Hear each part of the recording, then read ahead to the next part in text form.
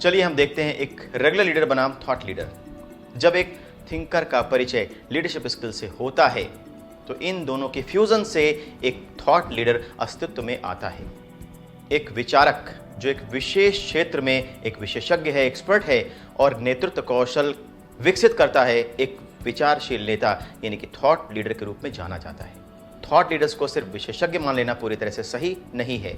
लोगों को इस अवधारणा के साथ कंफ्यूज नहीं होना चाहिए कि थॉट लीडर्स केवल विशेषज्ञ हैं, क्योंकि एक विशेषज्ञ एक लीडर हो सकता है, लेकिन इसका कतई ये मतलब नहीं है कि वो एक थॉट लीडर भी हो।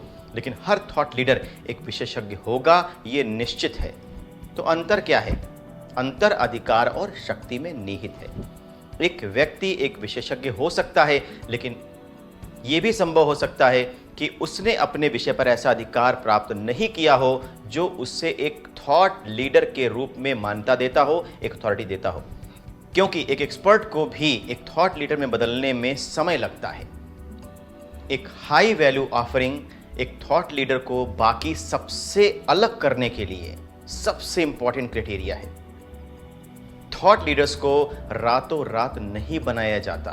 थॉट लीडर्स रातों रात नहीं बनते। वो अपने थॉट्स, अपनी विशेषज्ञता और उनकी ब्रांडिंग पर कड़ी मेहनत करते हैं, तब एक थॉट लीडर अस्तित्व में आता है। वो अपनी एक्सपर्टीज के फील्ड में अपने फॉलोअर्स, अपने क्लाइंट के लिए वर्ल्ड क्लास सर्विसेज देते हैं और उनका अपने फील्ड में, अपने एरिया में एक कमांड होता है, एक अथॉरिटी होती है। वो उस एक्सपर्टीज पर इतना कमांड रखते हैं कि दूसरे उन्हें फॉलो करते हैं और ये उनके संबंधित ट्रेडों में उनकी मदद करता है। जबकि एक एक्सपर्ट केवल अपनी एक्सपर्टीज प्रोवाइड करता है।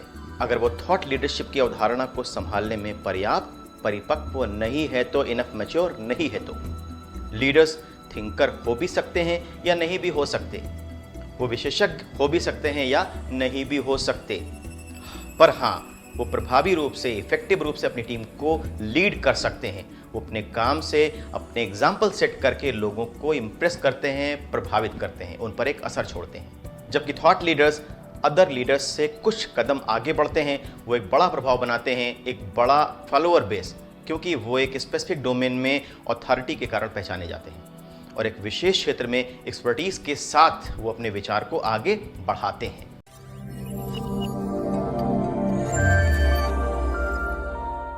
बिजनेस और प्रोफेशन में थॉट लीडरशिप की तुलना ब्लू ओशन स्ट्रेटजी के साथ मैं करूंगा।